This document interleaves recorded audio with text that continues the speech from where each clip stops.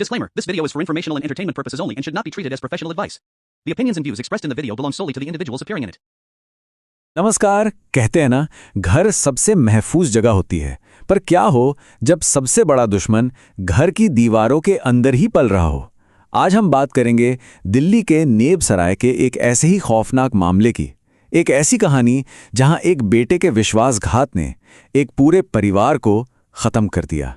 ये कहानी उस नफरत की है जो प्यार और अपनेपन की छांव में ही पनपती रही। तो सबसे बड़ा सवाल यही है, आखिर ऐसा क्या हुआ कि एक बेटा अपने ही परिवार का दुश्मन बन बैठा?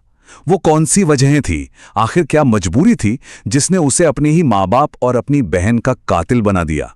चलिए इस पूरे मामले की तह तक चलते हैं और इन सवालों के जवाब ढूंढने की कोशिश करते हैं। तो कहानी की शुरुआत होती है एक खौफनाक सुबह से।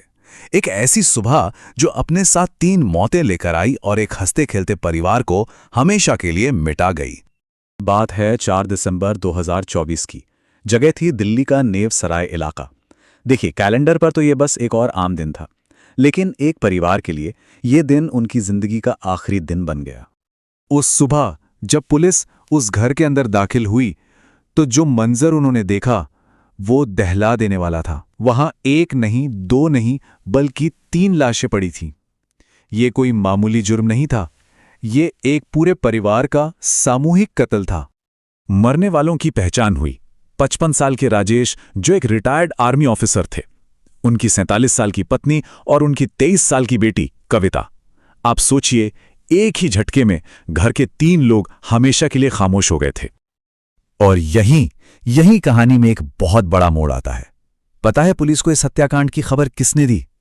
किसी पड़ोसी ने नहीं, किसी रिश्तेदार ने नहीं, बल्कि उस घर के इकलौते जिंदा बचे सदस्य ने, उनके 30 साल के बेटे अर्जुन ने। पहली नजर में तो वो बस एक सदमे में डूबा हुआ बेटा लग रहा था, जिसका सब कुछ लुट चुका था। खैर, अर्जुन के कॉल पर पुलिस मौके पर तो पहुंच गई, लेकिन अब उनके सामने सबसे बड़ा सवाल खड़ा था। कातिल है कौन? क्या कोई बाहर से घर में घुसा था या फिर कातिल घर के अंदर ही मौजूद था? पुलिस ने जैसे ही जांच शुरू की, कुछ बहुत अजीब बातें सामने आने लगीं। पहली बात, घर में जबरदस्ती घुसने का कोई निशान नहीं था, मतलब कोई दरवाजा या खिड़की नहीं तोड़ी गई थी। दूसरी बात, घर से कुछ भी चोरी नहीं हुआ था, तो मतलब रॉबरी का तो सवाल ही नहीं उठता। और सबसे चौंकाने वाली बात, किसी ने खून के धब्बों को बड़ी सफाई से साफ करने की कोशिश की थी। ये सारे सुराख एक ही तरफ इशारा कर रहे थे। ये काम किसी बाहरी लुटेरे का नहीं, बल्कि किसी अपने का ही था। और फिर पुलिस के हाथ लगा वो एक सबूत जो इस केस की पूरी दिशा ही बदलने वाला था, और वो था सीसीटीवी फुटेज। फुटेज में साफ साफ दिख रहा था कि सुबह 5 से 7 बजे के बीच उस घर में सिर्फ एक ही शख्स की हलचल हुई थी। सिर्फ एक ही शख्स घर के अंदर बाहर आया गया, और वो था अर्जुन। जबकि हत्याएं सुबह करीब 4 बजे हुई थीं। मतलब साफ था, उस क्रिशियल वक्त पर घर में अर्जुन के अलावा और कोई भी मौजूद नहीं था। अब देखिए, सारे सबूतों की कड़ियां एक एक करके एक ही शख्स से जुड़ रही थीं।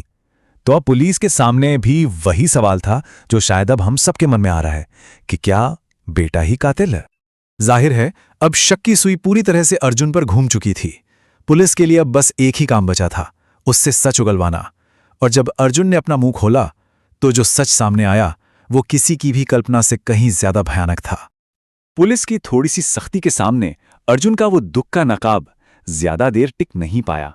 वो टूट गया और उसने अपना जुर्म कबूल कर लिया। उसके शब्द थे, पिता के गुस्से और शादी पर रोक की वजह से मैंने सबको मार डाला।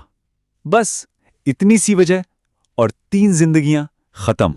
तो कातिल मिल चुका था, जुर्म भी कबूल हो चुका था, लेकिन असली सवाल तो अब भी बाकी था कि आखिर वो कौन सी नफरत थी, वो कौन सा जहर था जो एक बेटे को अपने ही खून का प्यासा बना गया। चलिए अब इस नफरत की वजहों को जरा परत दर परत समझते हैं। देखिए, इस घर में ना दरअसल 2 अलग अलग दुनियाएं टकरा रही थीं। एक तरफ थे पिता राजेश, रिटायर्ड फौजी, जिनके लिए अनुशासन, इज्जत और परिवार का सम्मान ही सब कुछ था। वो चाहते थे कि बेटा उनके दिखाए रास्ते पर चले। और दूसरी तरफ था अर्जुन, जो अपनी जिंदगी को अपनी शर्तों पर जीना चाहता था, अपनी पसंद की लड़की से शादी करना चाहता था। और बस इसी टकराव ने उस नफरत को जन्म दिया जो धीरे धीरे बढ़ती चली गई। अर्जुन के मन में जो ये नफरत की आग थी, उसे भड़काने वाली 4 बड़ी वजह थी।